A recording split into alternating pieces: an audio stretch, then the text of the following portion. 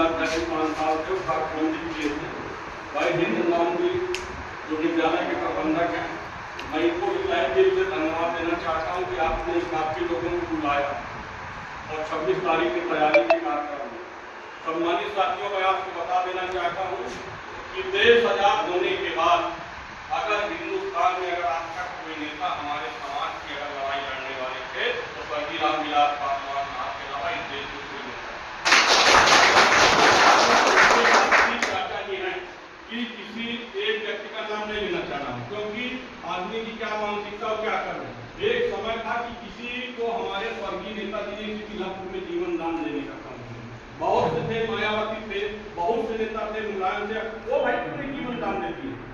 भाई उनको भी तो चाहिए कोई जीवन दान दे देते। और समझ अगर पंडा चौराहा पर की घटना हुई थी तो सबसे पहले कौशाम्बी जनपद बहुत से पूर्व मंत्री थे, बहुत से पूर्व सांसद थे, क्योंकि 3 पार्टियों की हत्या हुई तो मेरे नेता आदरणीय माननीय चिराग पासवान जी 24 घंटे में पंडा चौराहा पहुंच जा रहे हैं और जो यहाँ के मंत्री मिनिस्टर 15 दिन बाद आ रहे हैं।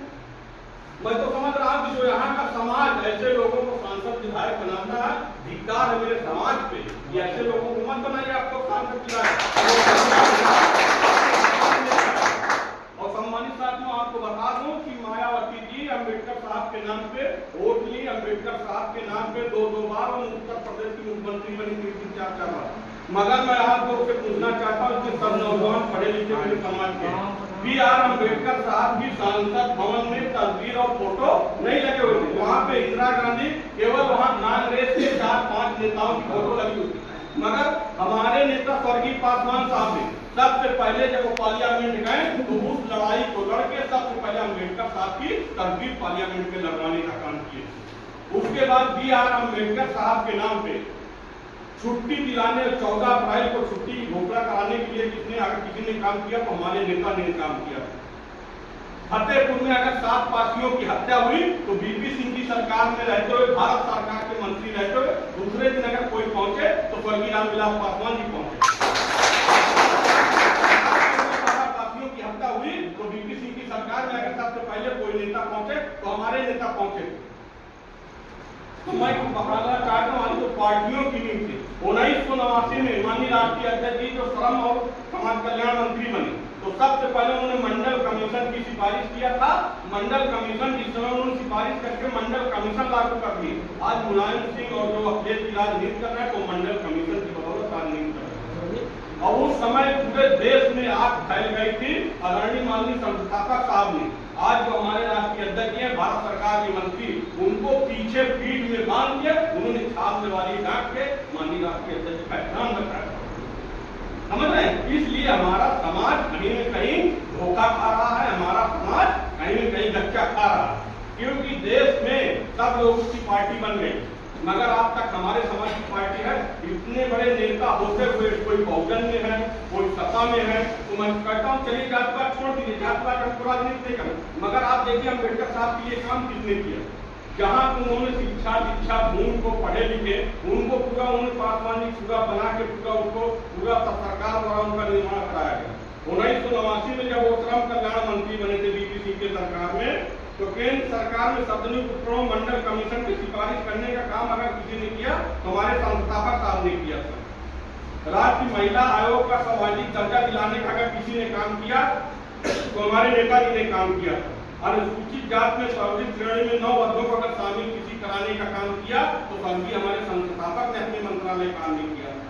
आपको मालूम होना चाहिए कि रेलवे में अगर आपके परिवार के भी रहे होंगे लोग तो 57,000 कैजुअल कर्मचारियों को एक साथ उन्होंने परमानेंट करने का काम किया।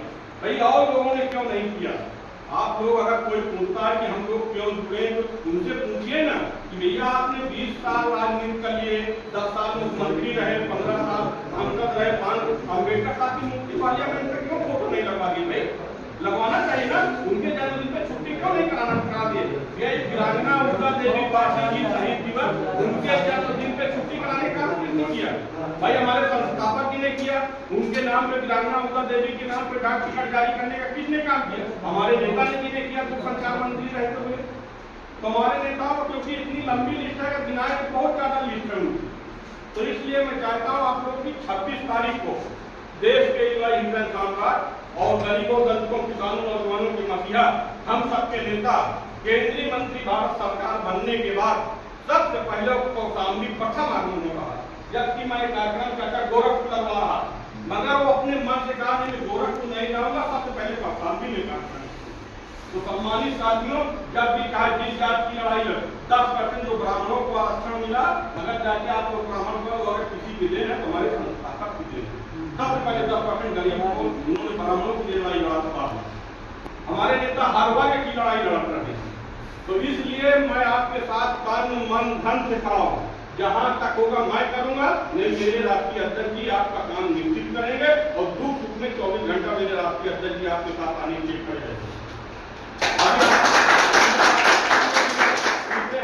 हमारे राष्ट्रीय अध्यक्ष जी हैं, जहां भी पार्टियों से अभी हम लोग रायबरेली भी, क्योंकि राष्ट्रीय अध्यक्ष जी का बिहार कार्यक्रम लगा है, वहां भी हम लोग रायबरेली अली पार्टी की जहां वो घर में शामिल मिलेंगे उनके परिवार।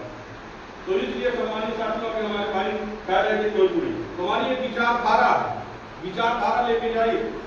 मेरे को कहता केवल एक ही चीज पूछ लो ना अपने समाज से कि भैया जिस समय यहाँ किसी का इनकाउंटर हो रहा था उस समय बहुत से नेता थे, वो क्यों नहीं बचा? भैया तो कट्टर लोग कहते हैं कि भैया लोक जनशक्ति पार्टी बिहार की, भाई तीसरा हत्याकांड हुआ तो 24 घंटा में खड़े हो गए, मगर यूपी वाले कौशाम्बी वाले क्या कर रहे थे? तुम कैसे मान ली? हमारे दुख सुख में जो खड़ा हो रहा वो है कि हम बिहार के माने। तो इसलिए मेरा आप लोग से निवेदन है कि आप लोग